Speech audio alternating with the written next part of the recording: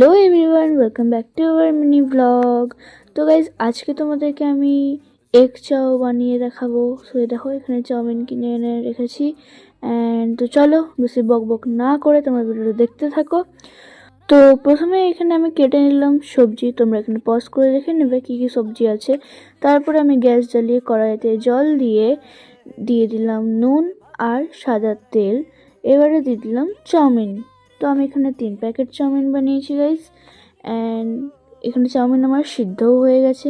তারপরে নিলাম একটা বাটিতে একটা ডিম, তার মধ্যে দিয়ে দিয়েছি একটু লবণ অ্যান্ড 3-4টে গোলমরিচ। ওটাকে একটু থেতো করে ওর মধ্যে দিয়ে ওটাকে ভালো করে ঘেটে নিলাম।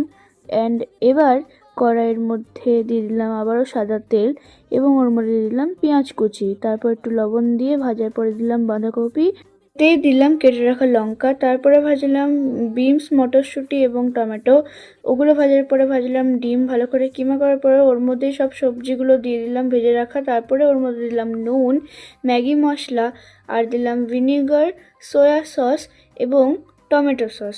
তারপরে ওর মধ্যে দিয়ে দিলাম সিদ্ধ করে রাখা চাউমিনগুলো। তো এখন আমার চাউমিন হয়ে গেছে। আমি কিছুক্ষণ ঢেকে রাখার পর সার্ভ করলাম ওর উপরে টমেটো সস দিয়ে। তারপরে আমি একটু টেস্ট করলাম অ্যান্ড খুবই ভালো হয়েছে। গাইস, তোমরাও বাড়িতে বানিয়ে ট্রাই করো। অ্যান্ড আজকের ভিডিওটা গাইস এইটুকুনি। ভিডিওটা ভালো লেগে থাকলে ভিডিওটাকে লাইক, শেয়ার অ্যান্ড চ্যানেলটাকে সাবস্ক্রাইব করো। দেখা হচ্ছে নেক্সট কোনো ভিডিওতে। Bye bye, take care.